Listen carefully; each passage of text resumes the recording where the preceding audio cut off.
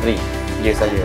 Saya kahwin dan saya nikahkan dikau dengan Nur Fatihah Hidayah binti Mazlan yang berwakil wali bapaknya Mazlan kepada saya dengan mas kahwin sebanyak RM10,000 tunai. Aku terima nikahnya Nur Fatihah Hidayah binti Mazlan dengan mas kahwin sebanyak yang tersebut. Kau layak untuk di sisimu seketika ku Asyik, ayah ucapkan selamat pengantin baru. Mudah-mudahan jaga hubungan baik suami dan isteri, kekal abadi sehingga akhirat. Di samping itu, pelihara amal ibadat kepada Allah SWT, kekalkan hubungan sejalin yang mesra, yang kekal abadi.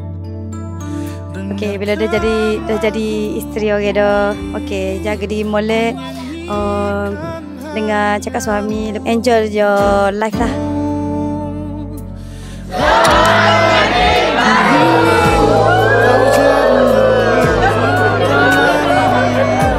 Seumur hidupku dan ku berjanji takkan sakiti kau yang ku cinta sepenuh hati. Biarkan semua manusia jadi saksi nyata bahwa memilikimu adalah anugerah terindah untuk diriku. Mak pun ingin mengucapkan selamat pengantin baru kepada anak-anak berdua, Hasyir dan Fatihah. Jagalah hubungan, bertimbang rasalah dalam segala masalah. Keraplah berbincang antara satu sama lain. Semoga kekal hingga ke akhir hayat, hingga ke jannah, dan memberi zuriat yang comel, yang cantik. Kami mengucapkan selamat pengantin baru. Hasyir dan Fatihah, selamat pengantin baru. Otai Pak Jonang nen Jolok King, selamat pengantin baru.